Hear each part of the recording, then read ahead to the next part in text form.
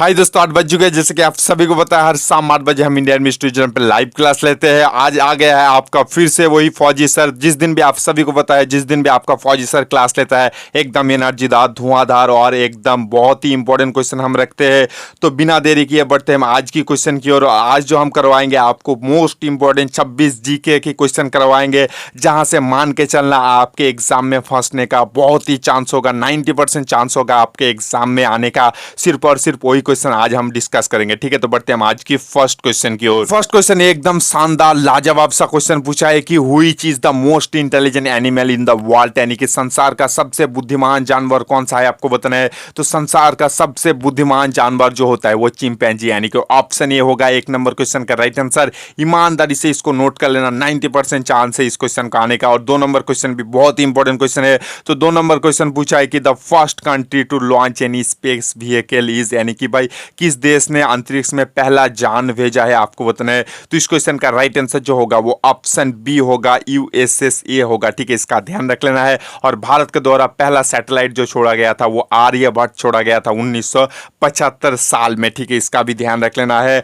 और राकेश शर्मा को जो होगा वो स्पेस मैन के नाम से जाना जाता है, क्योंकि राकेश शर्मा जो है वो भारत के प्रथम व्यक्ति है जिन्होंने स्पेस में गया था। ठीक है, तो बढ़ते हैं हम 2 नंबर क्वेश्चन की ओर। तो सॉरी, 2 नंबर क्वेश्चन हो गया। 3 नंबर क्वेश्चन की ओर। 3 नंबर क्वेश्चन पूछा है कि which of the following is known as land of middle night sun, यानी कि भाई निम्न में से किस जगह को जो है वो मध्यरात की सूरज कहा जाता है, मध्यरात की सूरज की भूमि कहा जाता है। तो इस क्वेश्चन का राइट आंसर जो होगा वो ऑप्शन डी नॉर्वे को होगा, मिडिल नाइट सन यानी कि मध्यरात की सूरज के देश कहा जाता है। और जापान को जो होगा वो लैंड ऑफ राइजिंग सन के नाम से जाना जाता है, यानी कि उगते हुए सूरज का देश जो होगा वो जापान को जाना जाता है। और सिटी ऑफ 7 हिल जो होगा वो रोम को जाना जाता है। ठीक है, इसका भी ध्यान रखना बेहद जरूरी है। तो बढ़ते हैं हम 4 नंबर क्वेश्चन की ओर। 4 नंबर क्वेश्चन बहुत सारे बच्चे यहाँ कंफ्यूज कर देगा। क्वेश्चन ये पूछा है कि what is the currency of south Africa, यानी कि दक्षिण अफ्रीका मुद्रा क्या है, आपको बताना है। बहुत सारे बच्चे, लगभग 90% बच्चे नहीं कर पाएगा, क्योंकि भाई देखो आपके एग्जाम में भी 2-3 क्वेश्चन बहुत ही हार्ड होगा जो कि 90% बच्चे नहीं कर पाएगा। और इसी टाइप के क्वेश्चन का आपसे मेरिट बनता है। ठीक है, जो क्वेश्चन हार्ड होगा अगर आप उसको अटेंड कर लिए तो मान के चलना फौज में दाखिल होने से आपको कोई नहीं रोक सकता मेरे भाई। याद रखना, हार्ड क्वेश्चन को ही हमको इंक्लूड करना है, हमको अटेंड करना है, क्योंकि इजी क्वेश्चन तो सब भी अटेंड कर लेगा मेरे भाई। ठीक है, हार्ड से ही मेरिट बनता है। ठीक है, तो बढ़ते हैं हम 4 नंबर क्वेश्चन की। 4 नंबर क्वेश्चन पूछा है कि what is the currency of south Africa, यानी कि दक्षिण अफ्रीका मुद्रा क्या है। तो जैसे कि दक्षिण अफ्रीका मुद्रा जो होगा वो रैंड होगा। ठीक है, यानी कि ऑप्शन भी होगा इस क्वेश्चन का राइट आंसर। अगर आपको क्वेश्चन ऐसे पूछ ले कि म्यांमार बर्मा का क्या है, तो म्यांमार बर्मा का जो होगा वो कायट होगा। और डॉलर जिन देशों में यूज किया जाता है, मैं उस देश का नाम ले रहा हूँ जो जो इंपॉर्टेंट है। यूनाइटेड स्टेट हो गया, जिम्बाब्वे हो गया, और या फिर पानामा हो गया। ठीक है, यूनाइटेड स्टेट, जिम्बाब्वे, पानामा, ये सारा देश जो होता है वो डॉलर यूज करता है। ठीक है, इसका भी ध्यान रख लेना है। तो नेक्स्ट क्वेश्चन 5 नंबर क्वेश्चन भी बहुत ही इंपॉर्टेंट क्वेश्चन पूछा है कि white the name, sorry, question ये पूछा है कि right the name of outer most layer of the earth, यानी कि पृथ्वी के ऊपरी सतह को किस नाम से जाना जाता है, आपको बताना है। बहुत ही इंपॉर्टेंट क्वेश्चन है, इंपॉर्टेंट से भी इंपॉर्टेंट क्वेश्चन है। मान के चलना 90% चांस है आपके एग्जाम में पूछे जाने का। तो ऊपर की सतह को जो होगा वो कस्ट के नाम से जाना जाता है, कस्ट, यानी कि ऑप्शन भी होगा इस क्वेश्चन का राइट आंसर। और देखो अगर आपको क्वेश्चन ऐसे पूछ ले कि बीच के सतह को क्या कहा जाता है, तो होगा भाई मेंटल कहा जाता है। और एकदम सेंटर में जो होगा वो उसे कोर, यानी कि केंद्र कहा जाता है। अगर आपको क्वेश्चन इस तरह से पूछ ले कि पृथ्वी के सेंटर में कितना ग्रेविटी होता है, तो पृथ्वी के सेंटर में जो होता है वो कोई भी ग्रेविटी नहीं होता है। ठीक है, इसका ध्यान रख लेना। तो बढ़ते हैं हम 6 नंबर क्वेश्चन की ओर। 6 नंबर क्वेश्चन पूछा है कि first Indian who got Nobel prize, यानी कि भाई प्रथम भारतीय कौन है जिनको नोबेल पुरस्कार मिला था। तो भारत के प्रथम व्यक्ति, सिर्फ भारत के नहीं एशिया के अंदर भी फर्स्ट नोबेल पुरस्कार लेके आए थे रविंद्रनाथ टैगोर 1913 साल में। ठीक है, इसका ध्यान रख लेना है। और नोबेल पुरस्कार देना जो स्टार्ट हुआ था वो 1901 में हुआ था। और नोबेल पुरस्कार जो देश देता है वो स्वीडन देश देता है। ठीक है, अगर आपको क्वेश्चन ऐसे पूछ ले कि भारत के अंदर प्रथम महिला कौन है जिनको नोबेल पुरस्कार मिला था, होगा भाई मादा टेरेसा। सभी बच्चे कर लेगा, पर कौन से साल होगा, तो भाई 50% बच्चे छट जाएगा। तो भाई देखो मादा टेरेसा को नोबेल पुरस्कार जो मिला था वो 1979 में मिला था, यानी कि 1979 में मिला था। किसके लिए मिला था? शांति के लिए मिला था। ठीक है, और रविंद्रनाथ टैगोर को जो होगा वो गीतांजलि की वजह से मिला था। और अगर आपको क्वेश्चन इस तरह से पूछ ले कि सीवी रमन को नोबेल पुरस्कार कब मिला था, तो सीवी रमन को नोबेल पुरस्कार जो होगा वो 1930 साल में मिला था। ठीक है, तो बढ़ते हैं हम 7 नंबर क्वेश्चन की ओर। 7 नंबर क्वेश्चन पूछा है कि Pulitzer award is associated with which of the following field, यानी कि पुलिजर पुरस्कार निम्न में से किस क्षेत्र के लिए संबंधित है, किस क्षेत्र से से संबंधित है, तो पुलित्जर अवार्ड जो होगा वो जर्नलिज्म यानी कि पत्रकारिता के साथ संबंधित है।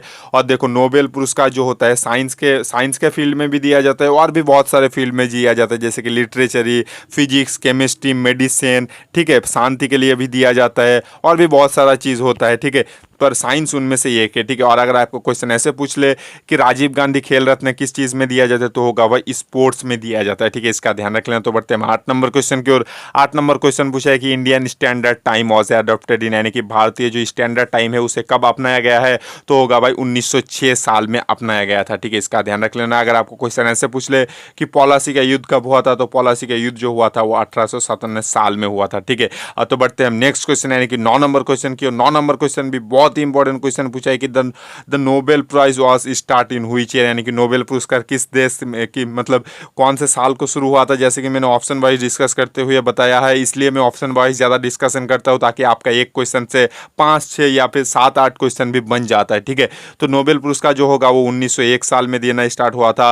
और देखो ये अगर आपको क्वेश्चन ऐसे पूछ ले कि अभिजीत बनर्जी को कब नोबेल पुरस्कार मिला, तो अभिजीत बनर्जी को जो होगा वो 2019 साल में मिला था, ठीक है, इसका भी ध्यान रखना बेहद जरूरी है। तो बढ़ते हैं नेक्स्ट क्वेश्चन यानी कि 10 नंबर क्वेश्चन की। 10 नंबर क्वेश्चन पूछा है कि which of the following trophy और cup does not belong to hockey, यानी कि भाई निम्न में से कौन सा कप और ट्रॉफी जो है वो हॉकी से संबंधित नहीं है, आपको बताना है। तो देखो नेहरू कप भी हॉकी के लिए दिया जाता है, इंदिरा गांधी कप जो है वो भी हॉकी के साथ संबंधित है, रंगस्वामी कप भी हॉकी के साथ संबंधित है, पर विल्स ट्रॉफी जो है ये हॉकी के साथ संबंधित नहीं होता है, ये भाई क्रिकेट के साथ संबंधित होता है, ठीक है, जो कि भाई बीसीसीआई दिया जाता है, बीसीसीआई के द्वारा दिया जाता है ये ट्रॉफी जो कि क्रिकेट के साथ संबंधित है, ठीक है। तो बढ़ते हैं हम 11 नंबर क्वेश्चन की ओर।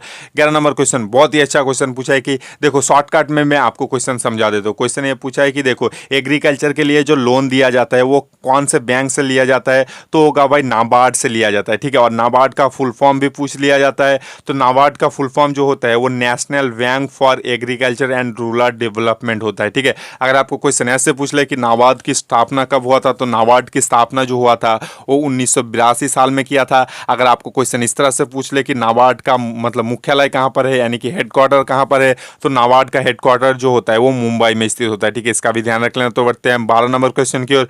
12 नंबर क्वेश्चन पूछा है कि distance between the pitch of cricket is, यानी कि क्रिकेट के पिचों के बीच की दूरी कितना है, तो क्रिकेट के पिचों के बीच की दूरी जो होता है वो भाई 20.12 मीटर यानी कि 20.12 मीटर होता है। अगर आपको यार्ड में दे तो 22 यार्ड होता है, ठीक है, इसका ध्यान रख लेना, यानी कि ऑप्शन ये होगा 12 नंबर क्वेश्चन का राइट आंसर। तो बढ़ते हैं 13 नंबर क्वेश्चन की। 13 नंबर क्वेश्चन पूछा है कि Dilip trophy is associated with, यानी कि दिलीप ट्रॉफी किसके साथ जुड़ा हुआ है, तो दिलीप ट्रॉफी जो होगा वो क्रिकेट के साथ संबंधित है। अगर आपको क्वेश्चन ऐसे पूछ ले कि डेविस कप ट्रॉफी किस खेल के साथ संबंधित है, तो डेविस कप जो होगा वो टेनिस के साथ संबंधित होगा, ठीक है। तो बढ़ते हैं 14 नंबर क्वेश्चन की ओर। 14 नंबर क्वेश्चन बहुत ही अच्छा क्वेश्चन पूछा है कि विथ व्हिच गेम इज भी आनंद एसोसिएटेड, यानी कि भाई विश्वनाथ आनंद जो होगा वो किसके साथ संबंधित है, तो विश्वनाथ आनंद जो होता है वो चेस यानी कि भाई शतरंज के साथ संबंधित है। और भाई जीव मिल्खा सिंह जो होता है वो गोल्फ के साथ संबंधित है। बहुत सारे बच्चे यहाँ गोल्फ नहीं करके भाई जीव मिल्खा सिंह समझ के भाई एथलेटिक्स में कर देगा, पर नहीं होगा भाई, जीव मिल्खा सिंह जो है वो गोल्फ के साथ संबंधित है। और देखो टाइगर वुड्स जो है वो भी गोल्फ के साथ संबंधित है, ठीक है। और डूरान कप जो होता है वो फुटबॉल के साथ संबंधित होता है, ठीक है, इसका ध्यान रख लेना है। और विकास ठाकुर जो होता है वो वेट लिफ्टिंग के साथ संबंधित होता है, ठीक है। तो बढ़ते हैं 15 नंबर क्वेश्चन की ओर। 15 नंबर क्वेश्चन पूछा है कि who is known as father मतलब frontier Gandhi, who is known as frontier Gandhi, यानी कि फ्रंटियर गांधी के नाम से किसे जाना जाता है, तो फ्रंटियर गांधी के नाम से जो होगा वो सभी को पता है भाई बच्चा खान को जाना जाता है। बहुत सारे बच्चे बोलेगा कि सर मैं खान अब्दुल गफ्फार खान पढ़ा हूँ, मेरे भाई खान अब्दुल गफ्फार खान, बच्चा खान, बादशाह खान तीनों एक ही व्यक्ति का नाम है, ठीक है। जैसे कि एक व्यक्ति का 2-3 नाम होता है ना, वैसे बच्चा खान अगर दे तो भी होगा, खान अब्दुल गफ्फार खान दे तो भी होगा, बादशाह खान दे तो भी होगा, तीनों व्यक्ति एक ही व्यक्ति है। और महात्मा गांधी जी को जो है वो बापू जी के नाम से जाना जाता है। अगर आपको क्वेश्चन इस तरह से पूछ ले कि भारत के प्रथम महिला मतलब हाई कोर्ट की जज कौन है, तो होगा भाई लीला सेठ होगा, जो कि 1991 साल में बना था। कौन से हाई कोर्ट का बना था, दिल्ली हाई कोर्ट का बना था, ठीक है, इसका भी ध्यान रख लेना। तो बढ़ते हैं हम 16 नंबर क्वेश्चन की ओर। 16 नंबर क्वेश्चन बहुत ही अच्छा क्वेश्चन पूछा है कि देखो क्वेश्चन ये पूछा है कि टू हुईच म्यूजिक इंस्ट्रूमेंट, देखो मतलब उस्ताद मतलब जाकिर हुसैन इज एसोसिएटेड, यानी कि उस्ताद जाकिर हुसैन किस म्यूजिक इंस्ट्रूमेंट के साथ यानी कि किस वाद्य यंत्र के साथ संबंधित है, तो जाकिर हुसैन जो होगा वो तबला के साथ संबंधित होगा। ठीक है, तो हम नेक्स्ट क्वेश्चन यानी कि 17 नंबर क्वेश्चन की 17 नंबर क्वेश्चन पूछा है कि सत्यमेव जयते इज मतलब एडोप्टेड फ्रॉम द बुक, यानी कि सत्यमेव जयते किस पुस्तक से लिया गया है, तो होगा भाई ऑप्शन ये होगा 17 नंबर क्वेश्चन का राइट आंसर। बहुत ही अच्छा क्वेश्चन रहा। तो इसी के साथ हमारा जीके का पार्ट खत्म होता है। अब थोड़ा हम जनरल साइंस का क्वेश्चन भी डिस्कस कर देंगे, क्योंकि पिछले वीडियो में शायद जनरल साइंस मैंने नहीं करवाया था, तो इसलिए आज हम जनरल साइंस कुछ इंपॉर्टेंट क्वेश्चन करवा देंगे। ठीक है, क्वेश्चन ये पूछा है the speed of light is, यानी कि भाई 18 नंबर क्वेश्चन पूछा है कि प्रकाश की गति क्या है, तो प्रकाश की गति जो होगा वो 3 × 10⁸ मीटर पर सेकंड होगा। अगर आपको किलोमीटर पर सेकंड में दे तो होगा भाई 3 ×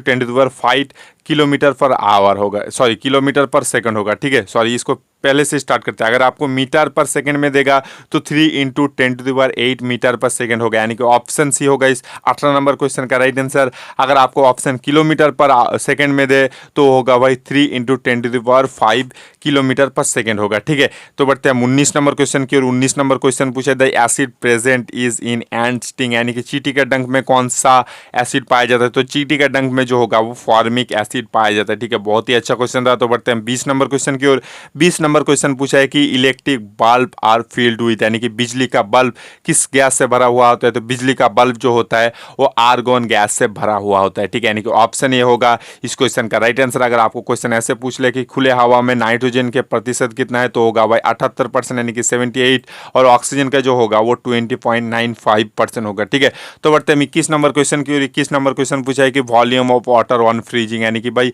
पानी जब मतलब बर्फ बनता है तो उसका आयतन क्या होता है, सॉरी वॉल्यूम यानी कि भाई मात्रा क्या होता है, तो उसका वॉल्यूम यानी कि आयतन जो होगा वो क्या होगा, आयतन भाई बढ़ेगा पर घनत्व जो होगा वो कम होगा, क्योंकि घनत्व जो होता है पानी का सबसे ज़्यादा होता है 4 डिग्री सेल्सियस पे। अगर 4 डिग्री सेल्सियस के ज़्यादा होगा तो भी घनत्व कम होगा, 4 डिग्री सेल्सियस से कम होगा तो भी घनत्व कम होगा। जब पानी मान लो कि 1 डिग्री या फिर 5 डिग्री का, सॉरी 3 डिग्री का पानी है मान लो, ठीक है, उसको अगर आप बर्फ़ बना दोगे तो जाहिर सी बात है वो 0 डिग्री से कम होगा। ठीक है, या फिर 0 डिग्री होगा तो 3 डिग्री से 0 डिग्री आ जाएगा, यानी कि क्या होगा, उसका घनत्व कम हो जाएगा पर आयतन जो होगा वो बढ़ जाएगा। ठीक है, इसका ध्यान रख लेना। तो बढ़ते हैं 22 नंबर क्वेश्चन की ओर। 22 नंबर क्वेश्चन पूछा है कि what will be the chemical formula of ammonium chloride, यानी कि एमोनियम क्लोराइड का रासायनिक सूत्र क्या है, तो एमोनियम क्लोराइड का रासायनिक सूत्र जो होगा वो NH4Cl, यानी कि ऑप्शन बी होगा 22 नंबर क्वेश्चन का राइट आंसर। बहुत ही अच्छा क्वेश्चन था। तो बढ़ते हैं हम 23 नंबर क्वेश्चन की ओर। 23 नंबर क्वेश्चन पूछा है कि where are red blood cell found, यानी कि लाल रक्त कणिका कहाँ पाया जाता है, तो लाल रक्त कणिका जो होगा, सॉरी लाल रक्त कणिका कहाँ मतलब उत्पन्न होता है, तो लाल रक्त कणिका जो होता है वो बोन मैरो से उत्पन्न होता है। और एक चीज़ बोल दूँ भाई, रक्त का मतलब रक्त में कौन सा मेटल पाया जाता है, तो होगा रक्त में जो होगा वो आयरन पाया जाता है। और अगर आपको क्वेश्चन ऐसे पूछ ले कि मानव शरीर का किस अंग में जो है वो रक्त का शुद्धिकरण होता है, तो गुर्दे यानी कि भाई किडनी में होता है। ठीक है, इसका भी ध्यान रखना बेहद जरूरी है। तो बढ़ते हैं हम 24 नंबर क्वेश्चन के। 24 नंबर क्वेश्चन पूछा है कि हुई चीज वायरस डिसीज, यानी कि निम्न में से कौन सा जो है वो वायरस जनित रोग है, आपको बताना है। तो वायरस जनित रोग जो होता है वो पोलियो होता है। ठीक है, इसका ध्यान रख लेना है। बहुत ही अच्छा क्वेश्चन था। तो बढ़ते हैं हम 25 नंबर क्वेश्चन की ओर। 25 नंबर क्वेश्चन भी बहुत ही अच्छा क्वेश्चन पूछा है कि what is the working rate called, यानी कि भाई कार्य करने का दर को क्या कहा जाता है, तो कार्य करने का दर को जो होगा वो पावर यानी कि शक्ति कहा जाता है। शक्ति का इकाई जो होता है वो वाट होता है। ठीक है, इसका भी ध्यान रख लेना है। और एक चीज बोल दो, जिसने भी अभी तक इस फौजी भाई को लाइक नहीं किया यार, आपने क्या किया यार, फौजी भाई आपके लिए मेहनत करता है, मैं हूं फौजी, आपको भी बनाऊंगा फौजी। बस वीडियो को लाइक कर देना और चैनल को सब्सक्राइब करने के बाद बाजू में बेल आइकन जरूर दबा देना। भाई मेरा इस फौजी भाई के ऊपर विश्वास करके देखो, सब्सक्राइब कर लो हमारे चैनल को, एग्जाम तक टिके रहो, गारंटी है आपको भी बनाऊंगा फौजी। जो मैं करवाते जाऊंगा मान के चलना उससे बाहर एक भी क्वेश्चन नहीं जाएगा, PDF और मेरे पढ़ाने के बाहर मान के चलना भाई 48 47 क्वेश्चन आ ही जाएगा, गारंटी है हमारे। तो बढ़ते हैं हम 26 नंबर आज की लास्ट क्वेश्चन की ओर। और प्लीज यार जाते जाते सभी बच्चों को रिक्वेस्ट करूंगा लाइक करते हुए जरूर चले जाना। तो लास्ट क्वेश्चन पूछा है कि which of the following is the name of A flying mammal, यानी कि निम्न में से कौन सा जो है वो उड़ने वाला स्तनधारी प्राणी है, तो उड़ने वाला स्तनधारी प्राणी जो होता है वो बैट यानी कि चमकेदार होता है। अगर आपको क्वेश्चन ऐसे पूछ ले कि अंडे देने वाला स्तनधारी प्राणी कौन सा है, तो अंडे देने वाला स्तनधारी प्राणी जो होता है वो प्लेटिपस होता है। ठीक है, इसका भी ध्यान रख लेना। बहुत ही आज मस्त क्वेश्चन था। अगर आपको वीडियो पसंद आया तो जरूर लाइक करना, इस फौजी भाई के लिए लाइक करना। तो आज हम आपसे विदा लेते हैं, मिल जाएंगे नेक्स्ट दिन पक्का शाम 8 बजे।